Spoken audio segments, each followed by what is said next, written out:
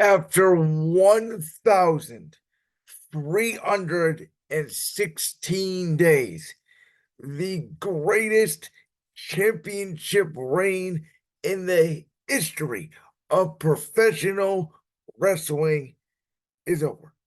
Ladies and gentlemen, boys and girls, children, ages, WrestleMania 40 has passed, and with the emotion in Samantha Irvin's voice, the new undisputed WWE champion, the American Nightmare, Cody Rhodes. Now, for all you Cody crybabies out there that helped make this happen, congratulations.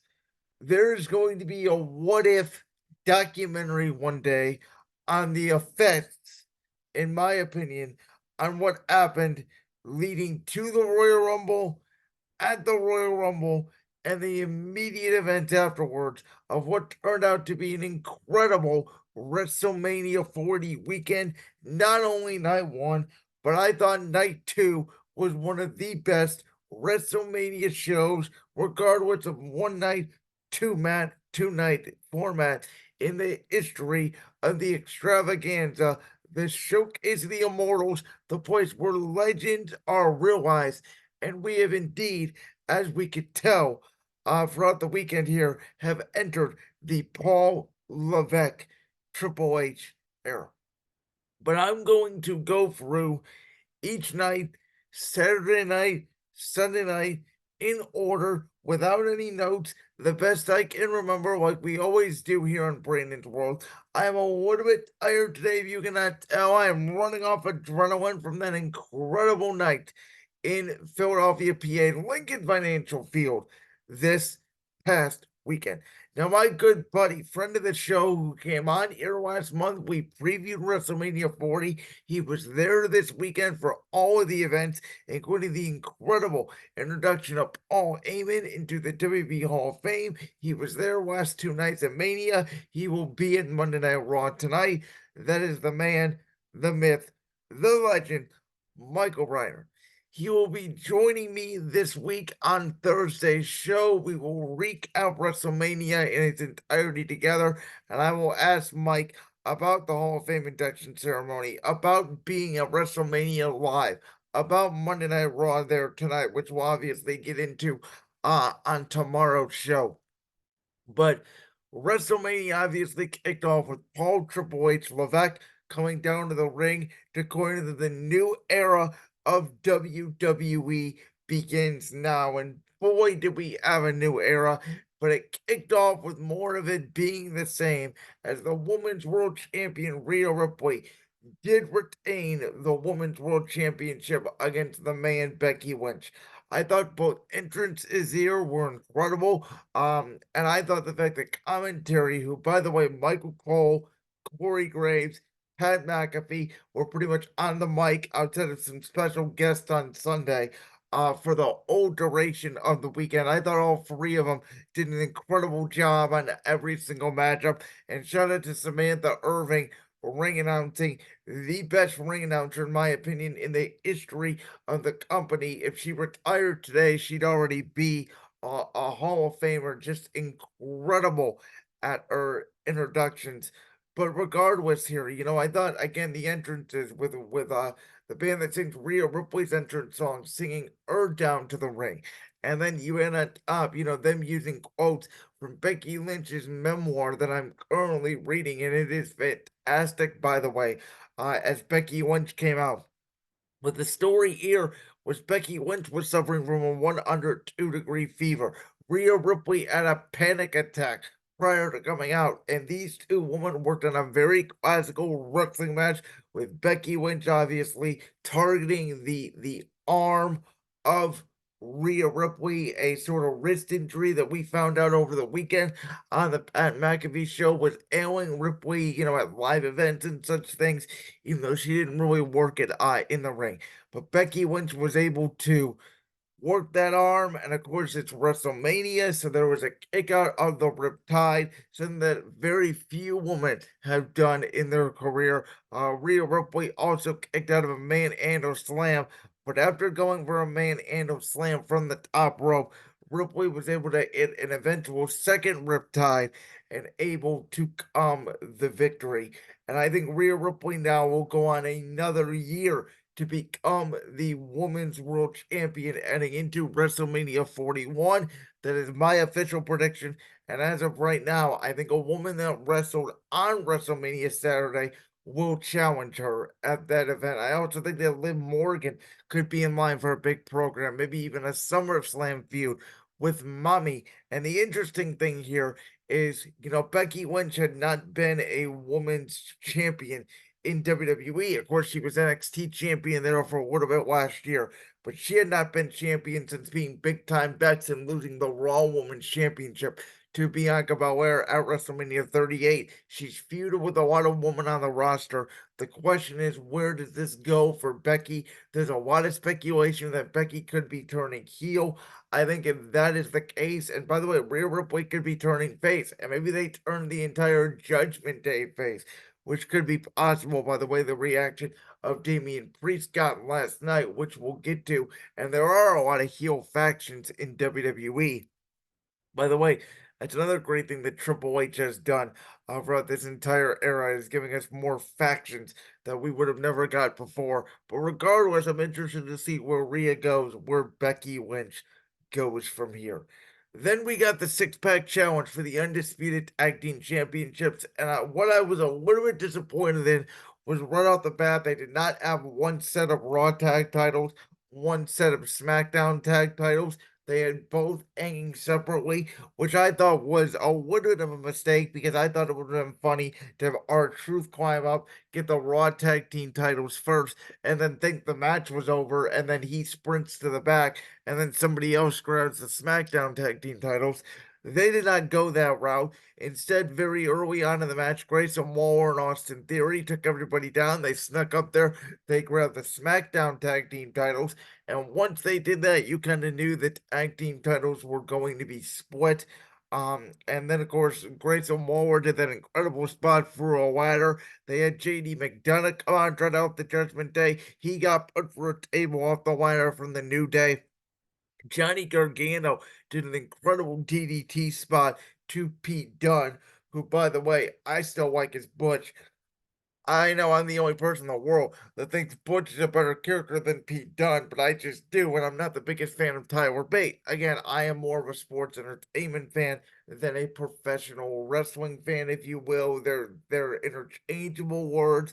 The wrestling community is obviously a very complicated one at that, but a great DDT by Gargano. Tommaso Ciampa, an incredible white noise-like maneuver off the top of the ladder. R-Truth getting a hot tag from The Miz, I thought was great theater. Of course, honoring his childhood hero, John Cena. But then eventually, after Miz took out Damian Priest, R-Truth was able to climb the ladder, win the Raw Tag Team titles, and now Awesome Truth has its moments. On my show, Championship Rings, which, by the way, this podcast is in collaboration with Voltage Live. Tomorrow night, me and my partner, Josh Unger, who has very different opinions on the sport, the great sport that we saw this weekend that is professional wrestling. Um, we had on his good friend Chris, aka C Boss Gaming, on the show last week, and he had mentioned the possibility of doing DIY versus Awesome Truth, two Cleveland guys, Miz and Johnny Gargano, obviously, at SummerSlam in Cleveland, Ohio. That sounds like a good deal to me. Then we had Rey Mysterio and Andrade. They took on Santos Escobar and Dominic Mysterio. I wish they would have given a special entrance to Dom the way they did last year. Though I get it, obviously, this is a tag team match with far less stakes than it was last year, the one-on-one match between Rey and Dom. But Rey still was able to beat up his son thanks to the help of two big-ass truck-driving looking luchadors that, of course, turned out to be Philadelphia Eagles right tackle Wayne Johnson and former Philadelphia Eagles center. Boy, that's so weird for me to say as an Eagles fan, and the greatest center of all time, that being Jason Kelsey, before Rey Mysterio was able to splash Santos Escobar as Andrade took out Dom. Rey gets the win over Santos, which, by the way, still leaves room for the eventual Ray Dominic Mysterio rematch, whether it's at SummerSlam, whether it's at WrestleMania 41, where Dom eventually goes over, was what I kind of thought would happen here. And as you could tell, I thought Becky Lynch would win the women's championship. I thought, Waller in theory had a good chance to snatch the SmackDown Tag Team titles if they were going to obviously split the belts, but I thought Dom and Santos were gonna win here. So I think one of the reasons why I enjoyed this WrestleMania so much is last year I was pretty on the money with my predictions, and this year I was not for most of the matchups. And so for that reason, I think I like it sometimes when I'm wrong because it creates a better surprise factor. But this was a way to get a pretty good pop from the crowd. The story here throughout the whole year was not really Ray versus Dom. It was more Ray versus Santos. Of course, we got some LWO versus Legado del Fantasma fighting with Joaquin Wild doing an incredible spot from the apron. We'll see if LWO gets pushed over to more as a tag team moving forward now. That obviously War in theory do have the SmackDown tag team titles, and those titles are split. But again, an okay match to me is probably the worst match of the weekend. Then we move into what everybody thinks was the worst match of the weekend. That was Jay versus Jimmy Uso. And while I admit they did not have the greatest chemistry in the ring, I thought it served its purpose. I thought that, Jay and Jimmy was a little bit overshadowed by everything that happened here with The Rock and Roman Reigns. And I think that, with Jay coming out last night, obviously, and spoiling the Roman Reigns party, which I'm not spoiling at this point. You guys all know the results. If you're watching on video, you see the virtual background here with Cody Rhodes holding up the Undisputed Championship. I think this match, now with Roman going away, and I predict, by the way, that it will be Roman Reigns versus The Rock at WrestleMania 41 next year, and that could be announced as early as tonight on Raw. Maybe this in the interim leads, with Jay, Jimmy, you get Solo Sikoa involved, which that I thought was a little bit strange. There was no Solo coming out with Jimmy. Solo was only reserved for the Undisputed Championship match last night. Jay able to pin Jimmy clean. Now Jimmy wants revenge. Maybe they do a street fight type match at Backlash. Their father, the Hall of Famer Rikishi, gets involved, etc. But Jay here able to knock off Jimmy. And then we got to the 6-woman tag team match that featured Naomi, Bianca Belair, which isn't it crazy, in my opinion, that Bianca Belair went from main eventing WrestleMania 37 for the SmackDown Women's Championship, having a very high profile, maybe the best match of the weekend, night one, WrestleMania 38 against Becky Lynch for the Raw Women's Championship. Then last year, she retained a little bit shockingly against Asuka for the Raw Women's Championship. And this year, she's relegated to a 6-woman tag team match with not a lot of stakes outside of being out there just so Jade Cargill could kick the remaining Damage Control's asses. Again, I get it. WWE wants to make Jade Cargill look like $1,000,000. She has. The crowd has received well to her. Jade Cargill looks like she made the right decision by leaving All Elite Wrestling and coming to World Wrestling Entertainment. But for Naomi, who made a big return at the Royal Rumble, obviously after making a name for herself in TNA, after quitting WWE in May of 2022, Bianca Belair, who had been in 3 straight Women's Championship matches at the Showcase of the Immortals, they were out there just to be Jade Cargill's side girl. And again, it just goes to show you Rhea, Becky, Io Sky, and Bayley was the main story this year on the SmackDown side for the Women's Championship. I have said repeatedly, I would have liked for Bayley, Io, Dakota to have a triple threat match, the 3 original members of Damage Control, and you would have just done Asuka and Kairi Sane losing the tag titles to a team like a Bianca and a Jade with Naomi at ringside. And I get it, this was better for Naomi because she got to compete. But in the end, they were mostly there to be Jade Cargill's sidekicks.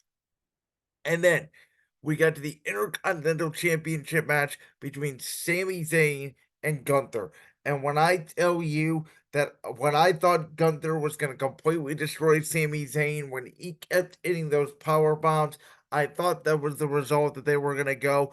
But every time the camera panned over and you saw Sami Zayn's wife there at ringside, pleading for her husband to get up, pleading for her husband to keep fighting, that told me that Sami Zayn actually had a legitimate chance to knock off the ring general. And boy, with Chad Gable coaching him up in the back, with him seeing Sami Zayn prior to him going out, the incredible camera work that the WWE production did, and Sami Zayn able to hit a haluva kick on Gunther after a masterful brainbuster. This was after, two haluva kicks prior. Gunther essentially took a brainbuster from the top rope and three haluva kicks, very protected, to take his first pinfall in 2 years and his first fall on the main roster. Sami Zayn now has had some high profile WrestleMania moments that are completely undeniable. Of course, he made that debut at WrestleMania 32 in that Intercontinental Championship ladder match. He then moves on to WrestleMania 34 to even with Kevin Owens and Daniel Bryan's return match alongside Shane McMahon. Wanted to honor that enemy. Then, of course, WrestleMania 36. Sami Zayn is involved in an Intercontinental Championship match against Daniel Bryan, where Sami Zayn was the heel. Unbelievably, now looking back in that scenario, WrestleMania 37 as the heel, he took on Kevin Owens. WrestleMania 38 was one of my favorite matches of all time. Him versus Johnny Knoxville in that no rules crazy jackass match, which then, of course, eventually led to his inception in the bloodline, Sammy Uso, and everything that was created, the magic that was created over that 8, 9 month period, which led to Sami Zayn becoming a completely over babyface.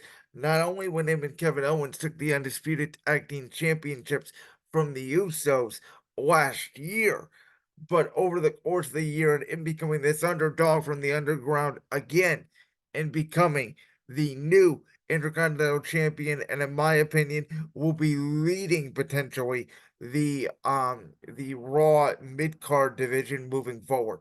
I think now with Gunther losing the Intercontinental Championship and what I presume will be Cody Rhodes moving to SmackDown to fill the void left by our tribal chief at the head of the table. Maybe it's Gunther, Cody Rhodes at the Bash in Berlin for the undisputed WWE Championship, and I'll give my thoughts obviously on the night 2 main event. Before we get there, though, we have the night 1 main event. And for everybody that said that Rock and Roman Reigns by itself couldn't sell at this event, they were wrong. Because The Rock absolutely kicked ass. I think The Rock and Roman Reigns could have sold out this place. They could have had an incredible match. Roman Reigns could have retained the Undisputed Championship. And again, for me, Cody Rhodes is not the face of the company, but now we do have to acknowledge him in the words of our tribal chief. But this match was obviously going to be on crack. We all knew it was. Them fighting in the crowd. The Rock telling referee Chad Penn that if he counted, he was effing fired was great. The Rock being the heel that he is, an incredible entrance. The Tribal Chief getting an incredible entrance. Seth Rollins and Cody obviously say their great entrances for WrestleMania Sunday. But these guys just got bent to hell when it looked like Cody Rhodes was going to win with the triple crossroads to Roman. The ability for The Rock to just hit him with that weight belt one more time, which of course led to the Roman Reigns spear, which then led to The Rock doing essentially the Undertaker and giving the rock bottom and the people's elbow for the victory, cementing bloodline rules for Sunday. The only time that I legitimately thought Seth and Cody could have a chance to win this match outside of my prediction, which obviously was wrong again. I was very wrong on many accounts again for this year's WrestleMania. But the one time I thought was that pedigree spot where Cody hit Roman with a pedigree, Seth hit Roman with a pedigree, Cody hit Rock with a pedigree. They have the double cover. That's when I thought Cody and Seth could win, and the crowd thought that as well. Uh, Again, overall, I thought night one was very good. The crowd was definitely a little bit quiet on TV, though. For again, I texted my good buddy Michael Reiner. I texted other people. And from just reading on the internet, it did not sound like that was the case inside Lincoln Financial Field. I think the cold, they were making a big deal about it all weekend long. Michael Cole mentioned on night two that he felt like that he was WWE's meteorologist. I think it certainly had an effect, but at the end of the day, I think night one served its purpose. And as Paul Triple H Levesque said last night in the press conference, night one was all about setting up night two, which in a little bit of a shock, night two kicked off with the return on WWE television outside of just the WWE Hall of Fame of Stephanie McMahon. And for those of you that know that we've been covering everything going on with Vince McMahon and everything involved in his lawsuit, I was a little bit shocked to see Stephanie McMahon come out on television. Make that what you will. She did announce that again, this was the start of the Paul Triple H Levesque era. Just an incredible, crazy time in WWE. But night two kicked off with a bang. Drew McIntyre, Seth Rollins, they each got special entrances, and Drew McIntyre cut a promo after WrestleMania night one, after we saw Seth Rollins' knee get all damaged to hell, after we saw Seth Rollins could barely walk after the first match that he took on WrestleMania Saturday. Drew cut a promo from his hotel basically saying that this was going to be the easiest match of his life. Oh man, Drew McIntyre never changed.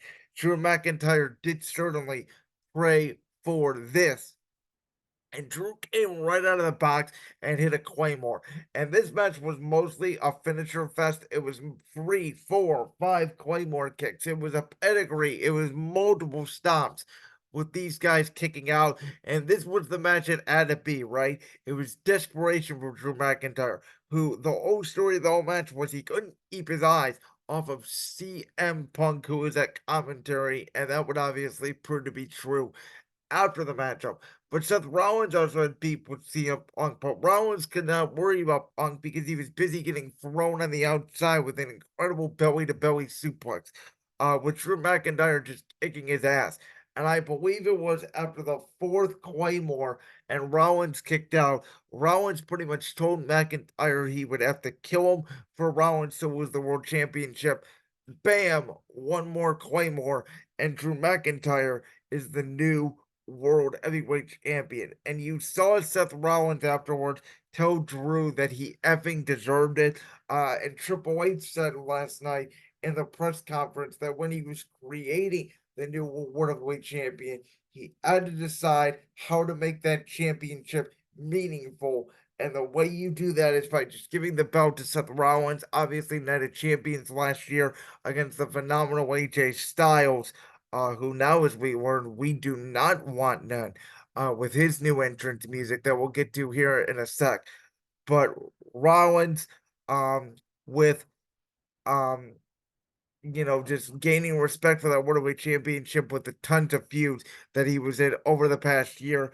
But at the end of the match, Drew McIntyre set up on the table. He was taunting CM Punk. CM Punk was able to pick the way. Then he took off his cast and used it as a weapon on McIntyre, which allowed Damian Priest to come down, cash in the money in the bank, a quick south of heaven, and within 8 seconds of the bell ringing, within 5 minutes and 45 seconds of becoming the World Heavyweight Champion, Damian Priest, who everybody was making fun of, and again, Triple H alluded to this in the press conference, and I had been saying for the past year, they did not have Damian Priest wait on the Money in the Bank cash in for so long for him not to become world champion. I kept saying there was so much talent for WWE at the top of the main event scene, whether it was Roman Reigns and The Rock, whether it was Seth Rollins and CM Punk, whatever it was. Um, there isn't a ton of room at the main event, even though these guys like Gunther and Damian Priest and Becky Lynch and Rhea Ripley, some of these matches definitely deserve a main event spot, but there's so much talent there. But at the end of the day, Damian Priest definitely deserved this. walking out the worldwide champion. He waited, he bided his time, he's got his title reign. And again, now that the Judgment Day hold both world championships on the Monday Night Raw roster, we'll see where they go, whether they eventually all turn face, whether they're heels. I do not know. Then we got a Philadelphia street fight with Snoop Dogg on commentary, which was something to behold, with him pretty much admitting he was high during the match. When they brought out the table, Snoop Dogg basically going at a picnic table with something else, got a good laugh from obviously Cole, Graves, and McAfee. But this was mostly about, Angelo Dawkins, Montez Ford, Bobby Lashley beating the L out of AOE and Karrion Cross. B-Fab and Scarlett did get a nice table spot, but in the end, it was a beatdown with kendo sticks. Karrion Cross going for the table with Bubba Ray Dudley being the special guest referee in Philadelphia. Would have been surprised they did not have Devon out there with Bubba. I don't know if it was a contract situation or what have you, but Angelo Dawkins basically being the Devon and doing the what's up was a great spot again. And these guys, for what it was, made that Philadelphia street fight fun and entertaining. And then we got to one of the best matches of WrestleMania Sunday, that being LA Knight, yeah, with that Philadelphia pop taking on the phenomenal, the guy who no longer wants none, that being AJ Styles. And in a very physical back and forth match, we saw the person, the restraint with AJ Styles, the personalness with AJ Styles and LA Knight, this bitter rivalry that dated back all the way to the fall of last year that I talked about on the preview show with, LA Knight taking AJ Styles' spot at Fastlane to team with John Cena against the Bloodline, to an AJ Styles' mind costing him the Undisputed Championship at the Royal Rumble in that fatal four-way with Randy Orton, with Roman Reigns. LA Knight, though, was able to maintain that momentum. And LA Knight, regardless of what some people say, I believe is hot as ever. And I think now with the new opportunities opening up on Raw and SmackDown with the new Undisputed Champion, the new Worldwide Champion, a guy like LA Knight, maybe he gets into the title scene eventually. But with one BFT, and AJ Styles did not hit a phenomenal forearm. He did not hit a Styles Clash in this match, which I was a little bit surprised at. Did not hit a lot of high profile maneuvers. This match was mostly about putting over the hottest star in WWE during the past year, that being LA Knight. Yeah. Then we got the United States Championship match, that being Logan Paul, Kevin Owens, Randy Orton, who KO and Randy Orton rode down in the golf cart together. I thought that was amazing. I thought the start of this match was pretty clever, with obviously Kevin Owens and Randy Orton showing their united front going after the United States champion. But then obviously Randy Orton, being the Viper that he is, going for that RKO, and then it just broke down into an all-out brawl. The finish eventually being, Randy Orton, who basically RKO'd Logan Paul's entourage in the prime on the announce table before RKOing Kevin Owens by reversing up a power bomb. But that led to Logan Paul reversing Randy Orton, throwing him out of the ring, hitting a splash on KO, and stealing the victory. Everybody had a great spot in this match, and while it did not live up to the Drew McIntyre, Sheamus, Gunther WrestleMania 39 Triple Threat Intercontinental Championship match, it was a very good match. Logan Paul retaining the United States Championship was once again a surprise for me, as I thought that Kevin Owens could potentially go over here on Logan Paul, but WWE and Triple H and the team seem to want Logan Paul to hold that United States Championship for a little bit longer. Again, I thought everybody had a good spot in this match. The brass knucks came out. Randy Orton kicking out of a brass knucks was nuts. I don't think I've ever seen anybody kick out of a brass knucks before.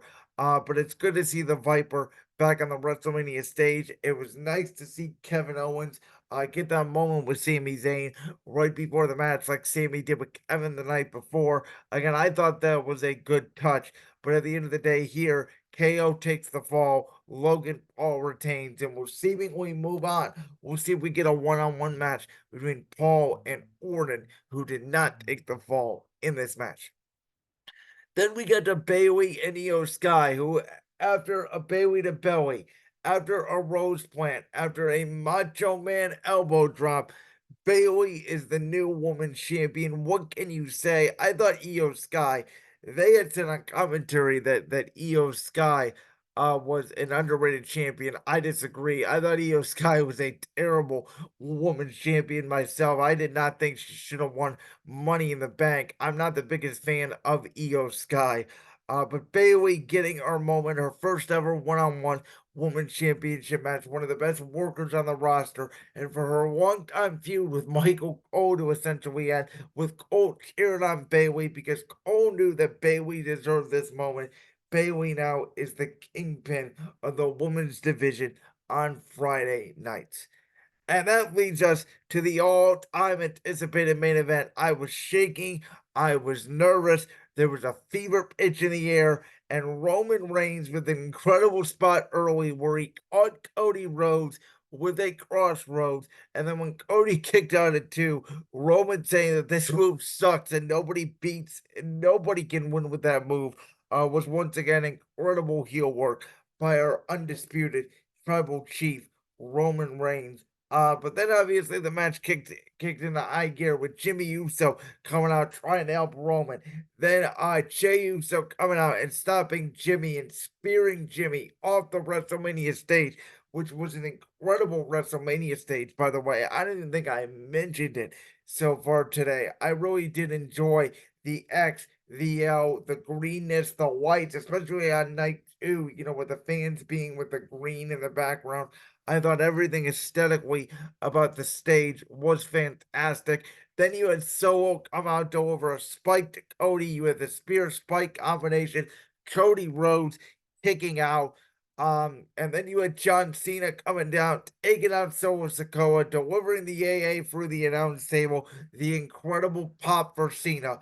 But what may have been even the bigger pop of the night, even more than what came next, even more than Cody Rhodes even winning potentially, was the stare down between The Rock and John Cena. 11 years after they last met in a WWE ring, Rock Cena 2 for the WWE Championship. 11 years later now, the final boss confronts the leader of the C Nation. Of course, Cena taking a rock bottom after doing the You Can't See Me, which then led to the Dong and the Undertaker choke slamming the Rock, and that pop was monumental. Which, of course, now with the Rock laid out, with Solo laid out, with Jimmy laid out, there was nothing to stop Cody Rhodes from hitting the crossroads, the one, the two, the three. After the three straight crossroads, the American Nightmare ends the 1,316-day reign from August 30th, 2020, when we were all trapped in a COVID pandemic that nobody expected to occur in March 2020. Roman Reigns had left WWE during that time because nobody in the world really had protocols in place, and Roman Reigns obviously still dealing in remission from his leukemia, did not want to take that risk. But when the big dog Roman Reigns left, he never returned, and the head of the table, the tribal chief, essentially returned at SummerSlam. 1 week later, WWE had a pay-per-view still at that time because they were on the old WWE network called Payback, where Braun Strowman and the late great Bray Wyatt, who that documentary, by the way, was absolutely incredible. If you have not watched that documentary, I would recommend to go watch it. They were in a triple threat match with Roman Reigns, who had not yet signed the contract, if you remember, until midway through the match when everybody was down. His now wise man Paul Heyman, who had just got done working with Brock Lesnar after Brock had lost the WWE Championship to Drew McIntyre at WrestleMania 36 in that warehouse, with it, which of course McIntyre finally got his moment at WrestleMania 40, just like Cody Rhodes did. Um, but Roman Reigns, man, from August 30th, 2020 to April 7th, 2024. Elevated talent everywhere. Talent such as Jey Uso, Edge, Daniel Bryan, Braun Strowman, Cesaro, John Cena, Brock Lesnar, Logan Paul, Kevin Owens, Sami Zayn, Randy Orton, AJ Styles, LA Knight. You mentioned it. Ooh's ooh, as Michael Cole said last night on commentary, a Hall of Fame in itself of competitors. The Tribal Chief took down. Maybe my favorite moment of all time watching this great sport. Not only the entire, year-long saga with Sami Uso, Sami Zayn, and the Bloodline, but the tractor spot with Brock Lesnar, Roman Reigns, SummerSlam 2022, the Roman Cody main event, Rock and Roman versus Seth and Cody Night 1, the second longest main event in WrestleMania history, only to the Iron Man match at WrestleMania 12 between Bret Hart and Shawn Michaels. Roman Reigns had a legendary run as a heel on top of the business, which had really never been done before in the history of WWE. Hulk Hogan, Bret Hart, Shawn Michaels, Stone Cold Steve Austin, The Rock, John Cena, Roman Reigns. Those are the faces of the company, and only one of those guys was a heel, that being the Tribal Chief Roman Reigns. Again, there have been many, as we know, great guys in WWE. The Undertaker, Triple H, among those that had their reigns, Brock Lesnar, obviously, but none of them were the face of WWE the way those guys were that I had just mentioned. And now Cody Rhodes, in my opinion, has cemented himself on top of that. I'm very interested to see now that the story is finished. And as I cut a promo yesterday on my TikTok, which is linked, by the way, in the description below, that Cody needs to finish his story. Cody needs to finish his story. I didn't care so much about Cody finishing his story. I thought there was more meat on the bone with the Bloodline, with the Tribal Chief, the head of the table, Roman Reigns. I believe that Damian Priest was going to cash in, and if he did not, if he had already cashed in on the world champion, I thought Seth Rollins was going to turn on Cody. I thought Roman Reigns' title reign was going to continue. Again, I was wrong for most of this weekend. I will say the ending here with everybody holding up Cody on his shoulders, with Cody calling down Bruce Pritchard, with Cody calling down Triple H, with Cody's entire family in the ring, Cody gifting the title to his mother. There was such a big FU to Tony Khan and AEW. And as Triple H has said this week, WWE is competing with itself. It's not competing with any other wrestling promotion. That wraps up WrestleMania 40. It's in the books. It was an absolutely incredible weekend of action of professional wrestling. Shout out to NXT Stand and Deliver. Shout out to the WWE Hall of Fame. Shout out to SmackDown the night before. Shout out to 2 nights of WrestleMania. We got one more night to go. Tonight, Monday Night Raw. Who knows what the hell is going to happen? There's going to be tons of surprises. I'll tell you that. It's the Raw after Mania. It's the biggest show of the year. We have a new kingpin in town. We have a new face of WWE, the American Nightmare, Cody Rhodes, the guy who left WWE, formed his own company, left that company to come back to finish the story, and now he is WWE's biggest star.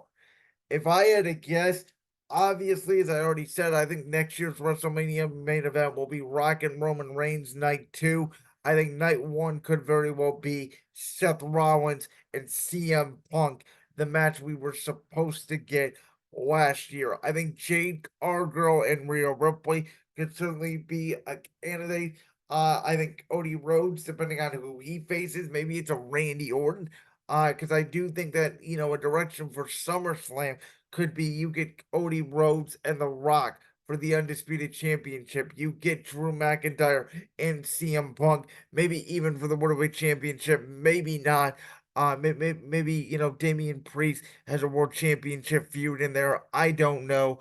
But it's certainly an exciting time to be a pro wrestling fan. Like that clip from the Brands World podcast? If so, make sure you go down there and hit that subscribe button. while you're down there hitting the subscribe button, make sure to also hit the notification bell so you never miss another upload. And make sure you check out all the other clips from the Brandon's World podcast right here on YouTube.